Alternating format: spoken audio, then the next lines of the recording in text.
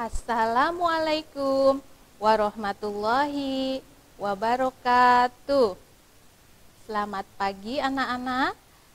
Bagaimana kabarnya hari ini? Semoga kita semua selalu dalam keadaan sehat walafiat. Amin ya robbal alamin. Nah anak-anak, hari ini bersama Ibu Jahroniah dari SD Negeri Kesunean 1, kita akan belajar tematik tema 1, selamatkan makhluk hidup, subtema 2, hewan sahabatku. Nah anak-anak, di tahun ajaran yang baru ini, kita masih belum bisa belajar tatap muka di sekolah. Ada yang tahu kenapa? Ya, karena saat ini kita masih dalam situasi pandemi COVID-19. Oleh karena itu, kita Untuk membuat senantiasa menjaga dan disiplin melaksanakan protokol kesehatan dengan cara 5M. M yang pertama adalah dengan rajin mencuci tangan dengan menggunakan sabun. Nah, yang kedua, memakai masker ketika kalian berada di luar rumah.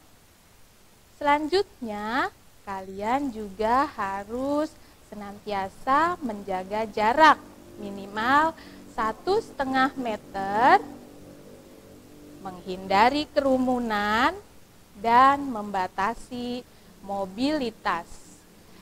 Ketika kalian tidak ada keperluan yang mendesak, sebaiknya kita di rumah saja ya anak-anak. Baik. Nah, anak-anak, sebelum memulai pembelajaran, mari kita berdoa terlebih dahulu. Berdoa dalam hati menurut agama dan kepercayaan masing-masing. Mulai.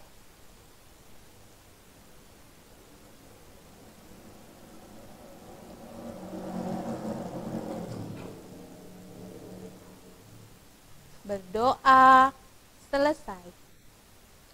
Nah, anak-anak, seperti yang sudah Ibu jelaskan tadi, kita akan belajar tematik tema 1, selamatkan makhluk hidup. Subtema 2, hewan sahabatku, pembelajaran 1 sampai 6.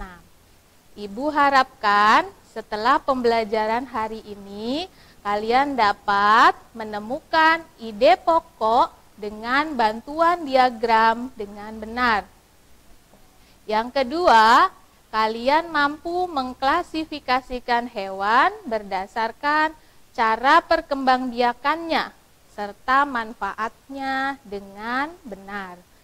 Yang ketiga, Ibu harapkan setelah pembelajaran hari ini kalian mampu menulis laporan tentang perbedaan kehidupan ekonomi dari 2 negara ASEAN terkait dengan kondisi geografisnya melalui diagram Venn.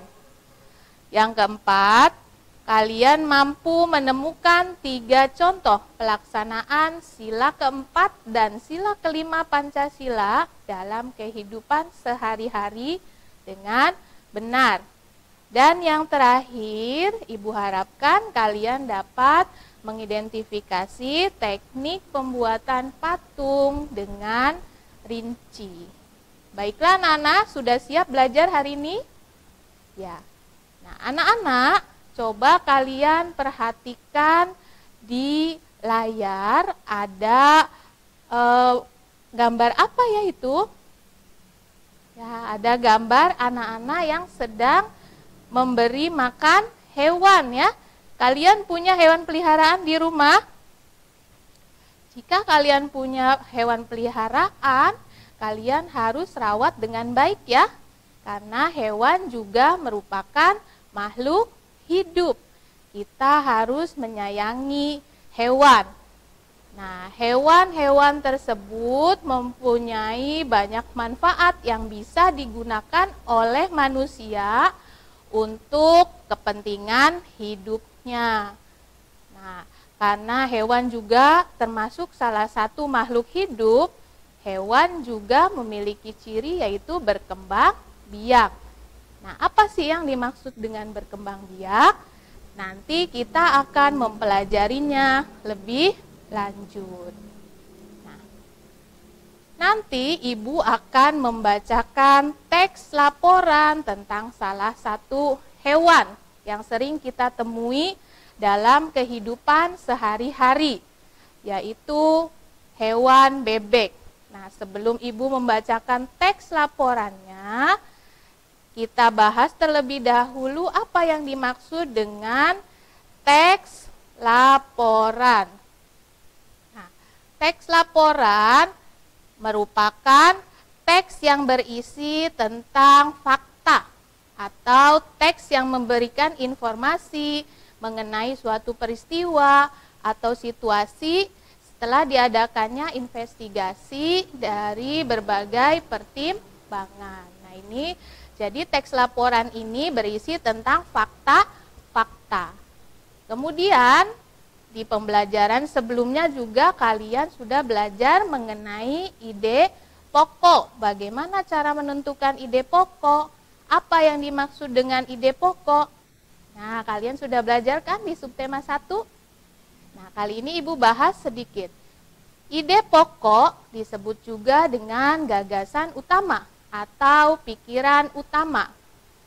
Ide pokok atau gagasan utama adalah inti atau pokok permasalahan yang terdapat dalam sebuah paragraf.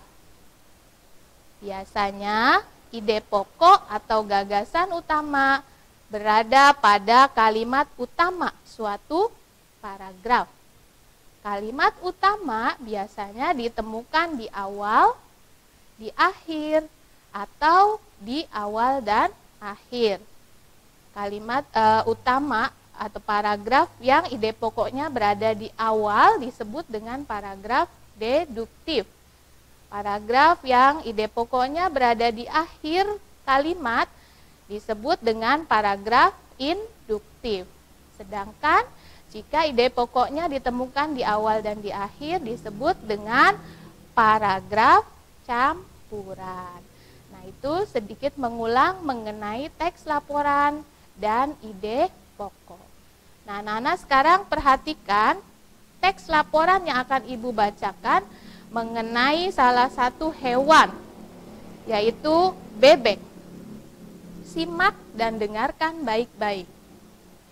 Bebek adalah unggas yang hidup di darat tetapi menyukai perairan. Penduduk Indonesia banyak memanfaatkan daging dan telur bebek untuk kebutuhan sehari-hari. Bulu bebek tidak pernah basah meskipun ia berenang dan menyelam. Hal itu karena bulunya memiliki kelenjar minyak. Lapisan minyak berguna untuk membuat suhu tetap hangat di malam hari. Nah, kalian sudah mendengarkan Ibu membacakan teks laporan tentang salah satu hewan, yaitu bebek. Selanjutnya, kalian tentukan ide pokok dari teks laporan yang Ibu bacakan tadi. Nah, tadi ada 2 paragraf dari teks laporan yang Ibu bacakan. Kalian tentukan ide pokoknya dari paragraf 1 dan paragraf kedua. Kira-kira yang mana ya ide pokoknya? Nanti kalian tulis dalam diagram atau tabel yang sudah Ibu sediakan.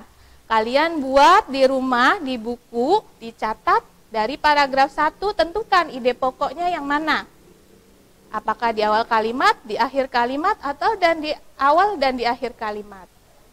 Paragraf keduanya apa? Tentukan juga ide pokoknya. Sudah paham mengenai ide pokok? Baik. Nah, anak-anak, seperti yang sudah Ibu jelaskan tadi, hewan memiliki banyak manfaat bagi kehidupan manusia. Nah, coba perhatikan gambar yang ada di layar. Ada gambar apa ya itu? Ya, betul sekali, gambar ikan. Nah, ikan, apa manfaatnya untuk kehidupan kita? Ya, bisa dimakan, betul sekali Bu, sebagai sumber makanan yang mengandung protein bagi tubuh kita. Ikan ini sangat bermanfaat bagi manusia. Nah, hewan ikan ini juga dapat berkembang biak. Apa sih yang dimaksud dengan berkembang biak? Ada yang tahu? Nah, nanti kita bahas ya. Hewan-hewan sebagai makhluk hidup dapat berkembang biak untuk dapat melestarikan jenisnya. Kalian tahu bagaimana cara hewan berkembang biak? Ya, kita simak video berikut ini tentang cara perkembangbiakan pada hewan. Salah satu ciri makhluk hidup adalah berkembang biak. Berkembang biak adalah kemampuan makhluk hidup untuk menghasilkan individu baru yang sifatnya sama atau menyerupai induknya. Makhluk hidup perlu berkembang biak untuk mempertahankan keturunannya. Sama seperti tumbuhan, hewan juga bisa berkembang biak dengan dua cara, yaitu generatif dan vegetatif. Perkembangbiakan generatif adalah perkembangbiakan dengan cara kawin, yaitu bertemunya sel telur dan sel sperma. Perkembangbiakan ini disebut juga dengan perkembangbiakan seksual. Sedangkan perkembangbiakan vegetatif adalah perkembangbiakan tanpa melalui proses perkawinan dan pembuahan. Perkembangbiakan ini disebut juga dengan perkembangbiakan aseksual. Yuk, sekarang kita mengenal bagaimana cara hewan berkembang biak secara generatif terlebih dahulu ya. Perkembangbiakan generatif pada hewan ada 3 macam, yaitu ovipar, vivipar, dan ovovivipar. Kita pelajari masing-masing perkembangbiakan tersebut. Pertama, ovipar. Ovipar ini berasal dari kata ovum yang artinya telur. Jadi, hewan yang masuk kelompok ini berkembang biak dengan cara bertelur. Ovum yang dihasilkan oleh induk hewan yang sudah dibuahi oleh sel telur jantan akan berkembang menjadi embrio.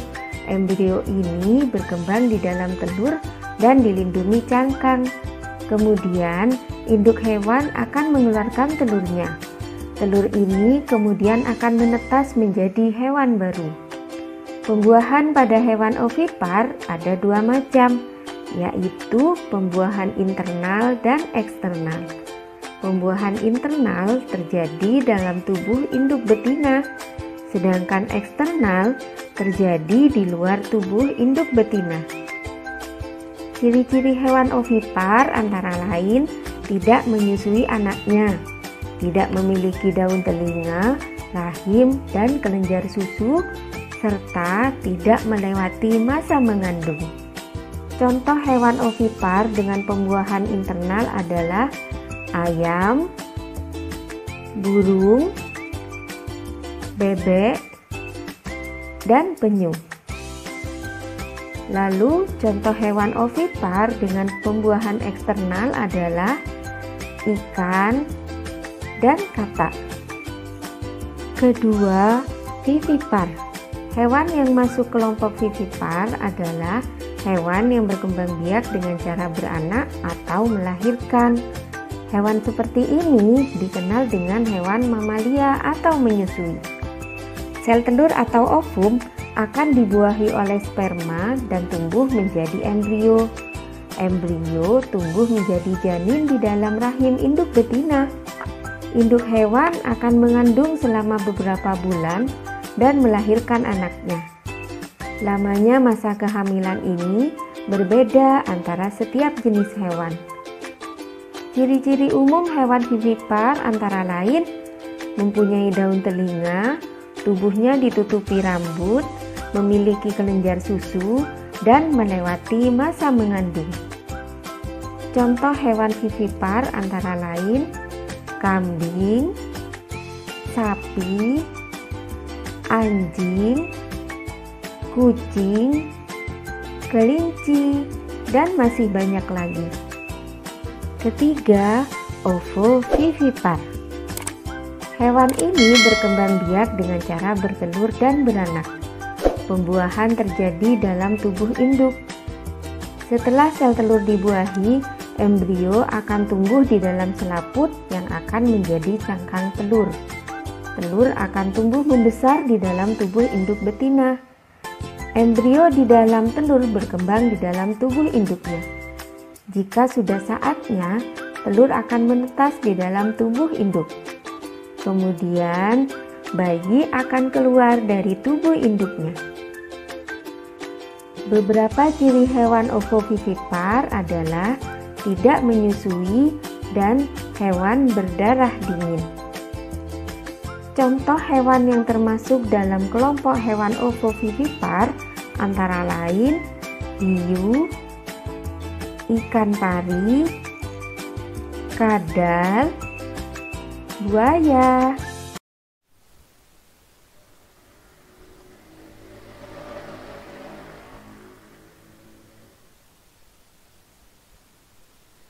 Baiklah anak-anak, tadi kalian sudah menyaksikan tayangan video tentang cara perkembangbiakan hewan.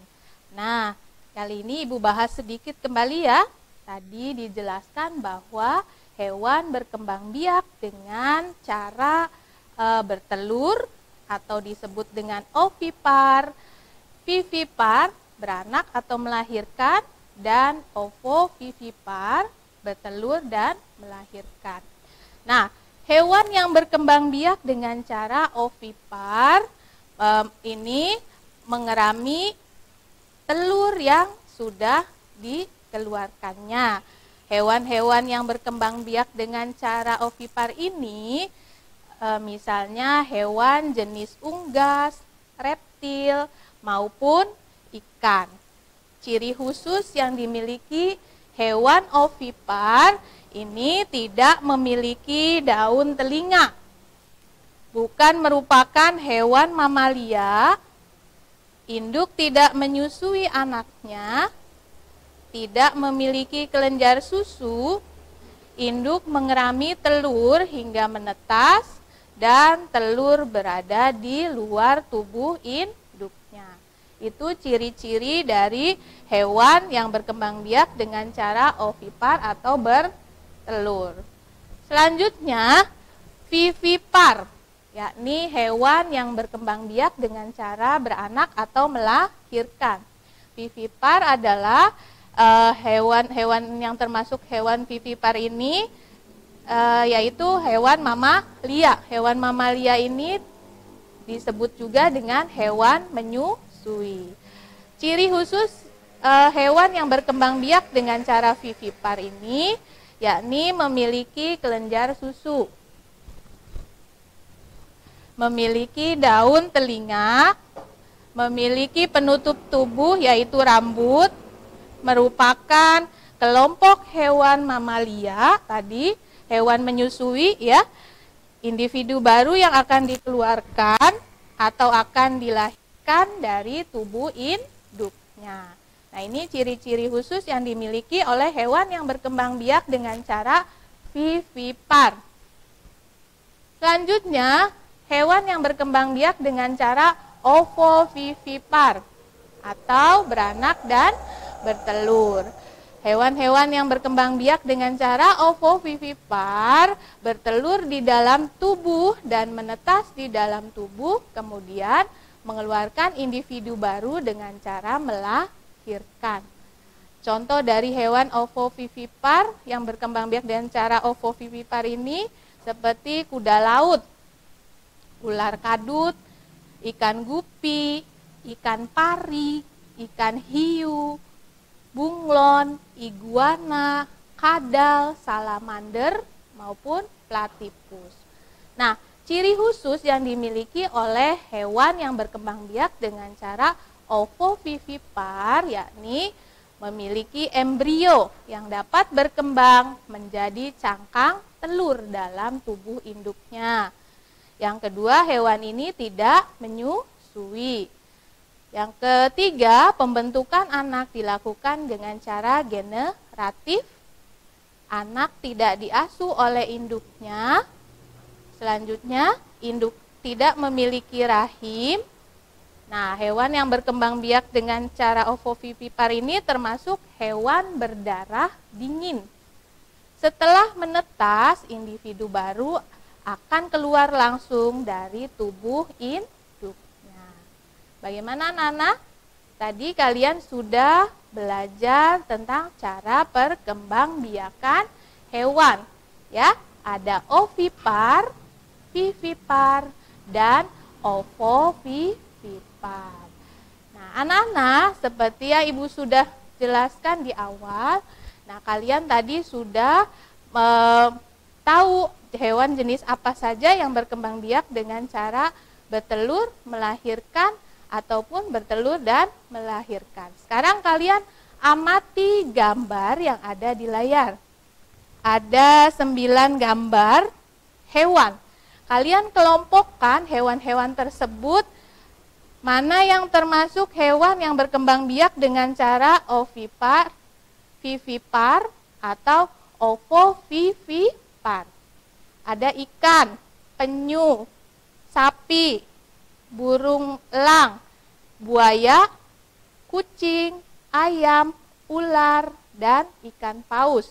Dari ke-9 hewan ini, kalian kelompokkan dalam diagram Venn seperti ini. Kalian buat di rumah diagram Venn seperti ini, ya.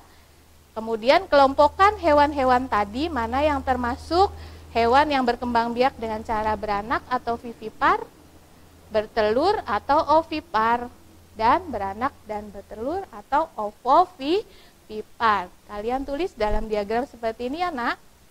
Baik. Nah, anak-anak, hewan sangat besar manfaatnya bagi manusia. Tadi ada yang dijadikan sebagai sumber makanan seperti ikan, ayam. Kemudian ada juga yang dimanfaatkan tenaganya oleh manusia seperti kuda ataupun kerbau untuk membajak sawah. Nah, di negara-negara kawasan ASEAN, hewan juga sangat membantu untuk kehidupan ekonomi masyarakatnya. Nah, hewan-hewan apa sajakah itu? Nah, kali ini kita akan belajar tentang kehidupan ekonomi dari negara-negara di kawasan ASEAN. Ada yang masih ingat apa saja negara-negara yang ada di kawasan ASEAN? Ya, betul sekali. Ada negara Malaysia, Singapura, Indonesia, Filipina, Laos, Myanmar, Kamboja, Thailand, dan Brunei Darussalam. Ada 10 negara yang berada di kawasan ASEAN. Kali ini kita akan belajar mengenai kehidupan ekonominya dari ke-10 negara-negara tersebut. Nanti ketika Ibu sudah menjelaskan tentang kehidupan ekonomi dari negara-negara di kawasan ASEAN, anak-anak harus akan diminta membandingkan 2 negara berdasarkan kegiatan ekonominya. Baiklah, Ibu jelaskan satu persatu terlebih dahulu mengenai kegiatan ekonomi negara-negara di kawasan ASEAN. Yang pertama adalah negara Brunei Darussalam. negara ini terkenal dengan kekuatan sumber daya alamnya berupa minyak bumi dan gas alam. Brunei Darussalam menjadi negara Asia Tenggara yang memiliki pendapatan per kapita tertinggi karena gas alamnya. Kemudian yang kedua adalah Kamboja. Nah, Kamboja ini mata pencaharian utamanya adalah dalam bidang pertanian. Nah, hasil utama dari negara Kamboja yaitu padi dan karet. Nah, negara Kamboja ini dialiri oleh Sungai Mekong. Kemudian yang ketiga adalah Filipina. Filipina ini merupakan negara kepulauan yang mata pencaharian penduduknya adalah dalam bidang pertanian.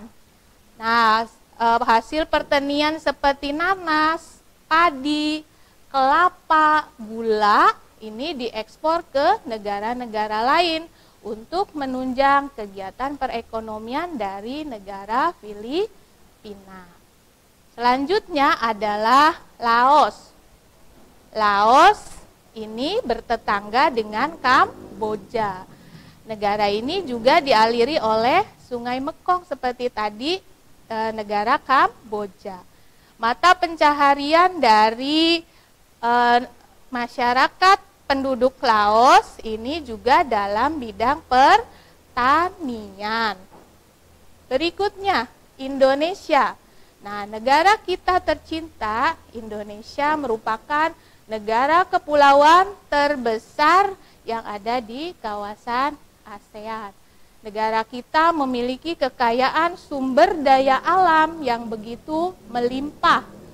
Ya, oleh karena itu, negara Indonesia saat ini mengekspor minyak, gas bumi, tekstil, dan produk-produk dari kayu. Pertambangan juga menjadi salah satu pintu masuk para pengusaha mancanegara untuk datang ke Indonesia. Kemudian yang tidak kalah menarik adalah Indonesia memiliki kekayaan dan keindahan alam yang menjadi daya tarik bagi para wisatawan asing untuk datang ke Indonesia, sehingga hal tersebut menambah devisa atau keuntungan bagi negara kita dari sektor pariwisata. Berikutnya adalah Myanmar. Kegiatan ekonomi yang dilakukan oleh penduduk Myanmar ini sebagian besar masyarakatnya bermata pencaharian dalam bidang pertanian, perkebunan, dan pertambangan. Berikutnya, Malaysia. Kegiatan ekonomi utama dari penduduk Malaysia ini dalam bidang pertanian, pertambangan, dan perindustrian.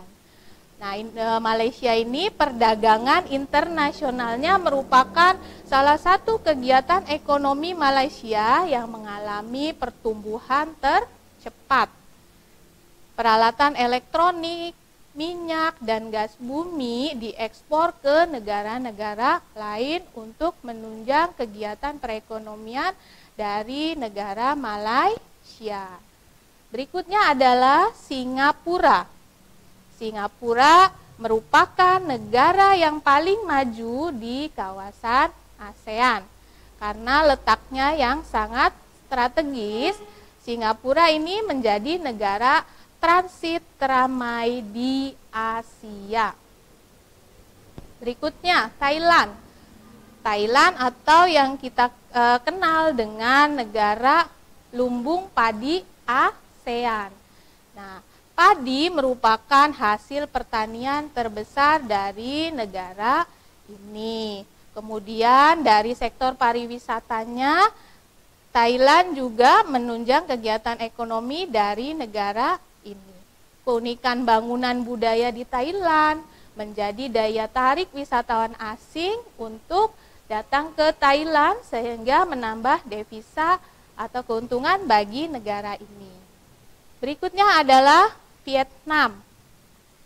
Vietnam ini mata pencaharian utamanya dalam bidang pariwisata dan turisme yang berkembang di negara Vietnam. Bidang pendukung lainnya seperti usaha jasa di bidang perhotelan, restoran, serta transportasi juga turut berkembang pesat di negara ini. Nah, baiklah anak-anak, tadi sudah Ibu jelaskan tentang kegiatan ekonomi dari negara-negara yang ada di kawasan ASEAN. Sekarang tugas kalian buat diagram Venn seperti ini. Ini namanya diagram Venn. Kalian pilih 2 negara yang akan kalian bandingkan. Ya. Nah, kalian pilih 2 negara mana yang akan kalian bandingkan. Tuliskan persamaan kegiatan ekonominya di tengah-tengah. Nah, di bagian tengah dari diagram Venn ini. Kemudian di bagian kanan dan kirinya tuliskan perbedaan dari kedua negara berdasarkan kegiatan ekonominya. Misalnya Indonesia dengan Malaysia, kalian bandingkan persamaannya apa, kegiatan ekonominya, dan perbedaannya apa dari kegiatan ekonomi kedua negara tersebut. Bagaimana, sudah paham mengenai kegiatan ekonomi masyarakat di negara-negara kawasan ASEAN? Baik, kita lanjutkan. Nah, anak-anak, negara kita tercinta Indonesia juga merupakan salah satu negara anggota ASEAN. Negara kita memiliki dasar negara yaitu Pancasila. Masih ingat bunyi sila-sila dalam Pancasila? Ya, tentu harus ingat ya, kalian harus mengingat dan menghafal baik-baik kelima Pancasila tersebut. Akan tetapi kelima sila dalam Pancasila tersebut tidak hanya harus dihafal, tapi harus kita amalkan dan kita laksanakan dalam kehidupan sehari-hari. Pada subtema 1 yang lalu kalian sudah belajar mengenai penghamalan nilai-nilai sila ke-1, ke-2, dan ke-3 Pancasila dalam kehidupan sehari-hari. Nah, kali ini kita akan belajar mengenai pengamalan sila ke-4 dan sila ke-5 dalam kehidupan sehari-hari. Coba anak-anak bisa menjelaskan sila pengamalan atau sikap yang bisa kita lakukan dalam kehidupan sehari-hari yang berkaitan dengan pengamalan sila ke-4 dan sila ke-5 Pancasila. Siapa yang dapat menjelaskan? Nah, apa saja ya pengamalannya? Coba. Pengamalan sila ke-4 Pancasila dalam kehidupan sehari-hari. Misalnya kita dapat menerapkannya dalam kehidupan. Yang pertama, dengan tidak memaksakan keinginan atau kehendak. Karena manusia ini makhluk sosial, kita harus berhubungan sosial dengan orang lain, kita tidak boleh memaksakan keinginan atau kehendak semau kita. Yang kedua, pengamalan nilai-nilai sila ke-4 Pancasila dalam kehidupan sehari-hari, misalnya seperti bermusyawarah. Nah, pada saat pemilihan ketua RT atau pemilihan ketua kelas, kita juga disarankan harus bermusyawarah dalam mengambil keputusan. Yang ketiga, mengutamakan kepentingan orang banyak. Jadi kita tidak boleh egois, mementingkan kepentingan diri kita sendiri. Kita harus mementingkan kepentingan orang lain juga. Selanjutnya, menjalankan keputusan yang telah disepakati bersama. Jadi ketika keputusan sudah diambil, kita harus melaksanakannya. Jangan sampai dilanggar ataupun tidak dilakukan. Nah, itu pengamalan sila ke-4 dari Pancasila yang bisa diterapkan dalam kehidupan sehari-hari. sekarang bagaimana dengan sila kelima? Apa saja contohnya yang bisa kita terapkan dalam kehidupan sehari-hari? Ya, pengamalan sila kelima Pancasila dalam kehidupan sehari-hari misalnya dengan hidup hemat atau tidak boros ya. Ketika kita punya uang lebih, kita tabung. Jangan digunakan untuk hal-hal yang tidak perlu. Yang kedua, bersikap adil. Kita harus bersikap adil dengan siapapun. Yang ketiga, ketika kita berada di tempat umum, kita tidak boleh merusak fasilitas umum. Karena fasilitas umum itu milik bersama. Harus dijaga dengan baik.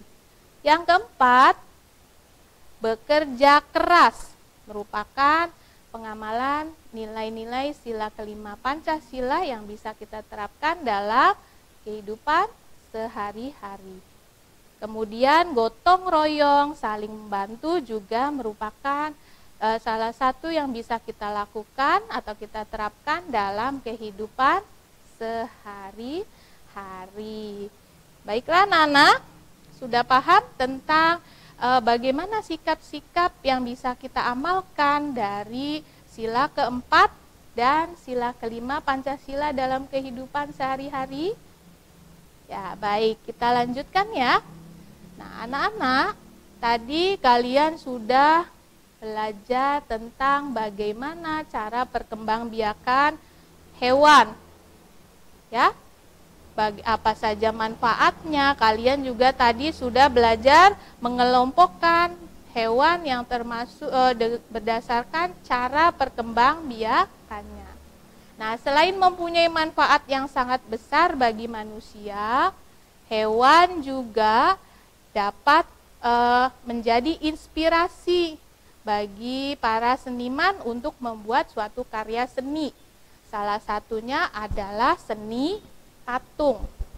Bisa kalian lihat di layar, ada patung ayam dan patung bebek.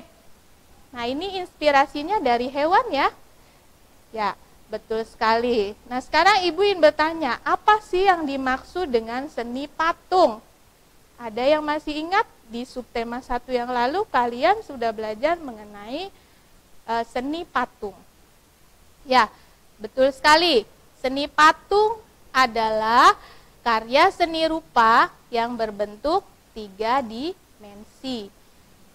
Nah, bahan-bahan yang digunakan untuk membuat patung ini terdiri dari bahan lunak dan bahan keras. Bahan lunak misalnya seperti tanah liat, plastisin, ataupun sabun. Sedangkan bahan keras misalnya seperti kayu, batu, kaca, ataupun besi. Untuk membuat patung ada tekniknya atau caranya. Siapa yang masih ingat apa saja cara untuk teknik atau cara untuk membuat patung? Ya, ada beberapa tekniknya. Yang pertama ada teknik modeling. Teknik modeling ini yaitu teknik membuat patung dengan cara membuat model terlebih dahulu. Kemudian teknik merakit. Teknik merakit ini teknik untuk membuat patung dengan cara merakit seperti puzzle. Yang ketiga, teknik cetak atau cor.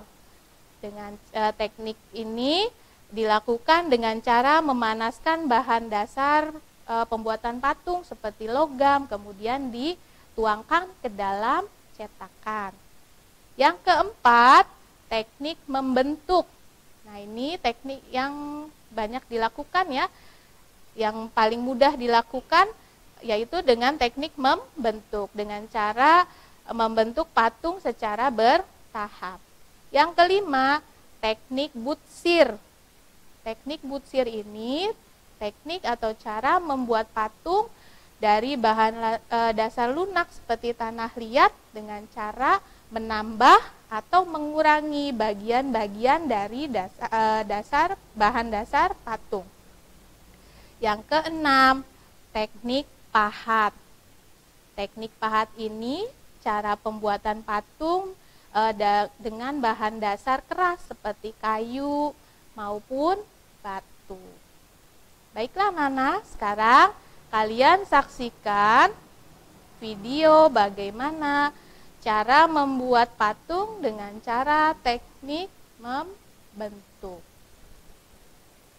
Bahan untuk membuat patung biasanya dari tanah liat. Namun jika kalian kesulitan untuk mendapatkan tanah liat, kalian bisa membuatnya dari lilin malam atau plastisin.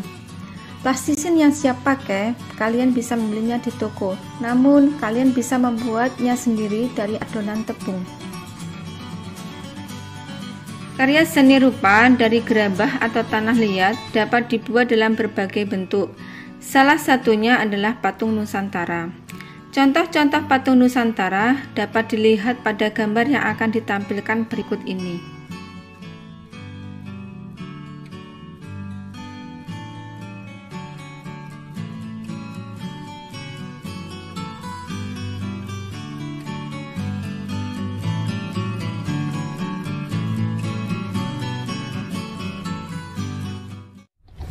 Bahan yang dibutuhkan adalah tanah liat, lidi, dan sedikit air. Pertama-tama kita bagi menjadi dua bagian.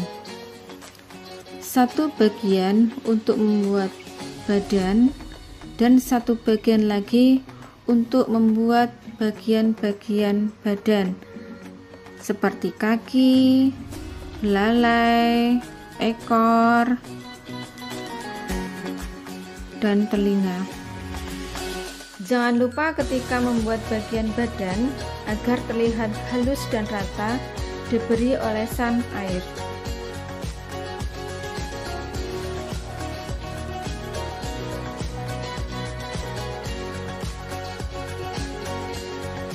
Sekarang kita mulai membuat kaki gajah. Bisa dilihat cara membuatnya. Kaki gajah yang sudah jadi bisa dipasangkan kepada bagian badan satu persatu. Selanjutnya kita akan membuat dua telinga. Ambil tanah liat, dibentuk bulat, kemudian ditekan. Selanjutnya ditempelkan kepada bagian gajah yang depan.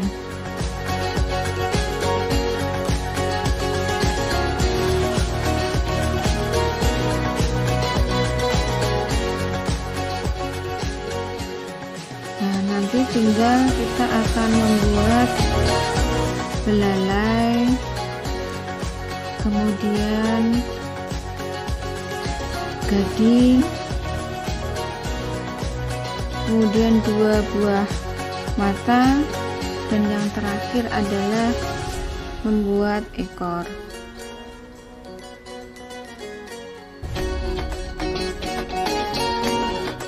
Jangan lupa ketika membuat patung ini untuk memperhalus bentuk, diberi olesan air.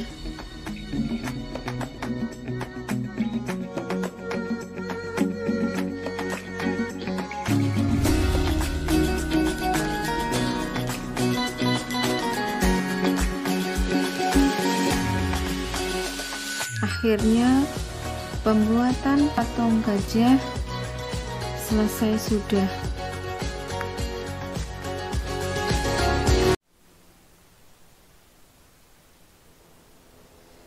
Baiklah Nana, tadi kalian sudah menyaksikan tayangan video mengenai bagaimana cara membuat patung. Ya, tadi salah satu contoh saja bagaimana membuat patung gajah. Nah, Nana, tadi kalian sudah belajar mengenai apa saja ya? Ya, di awal tadi kalian sudah belajar mengenai ide pokok atau gagasan utama. Ide pokok merupakan inti atau pokok dari permasalahan di suatu paragraf atau bacaan. Nah, tadi juga kalian sudah belajar tentang cara perkembangbiakan hewan. Ada hewan yang berkembang biak dengan cara ovipar, vivipar, dan ovovivipar. Kalian juga tadi sudah belajar mengenai kegiatan ekonomi dari masyarakat di negara-negara kawasan ASEAN terkait dengan kondisi geografisnya.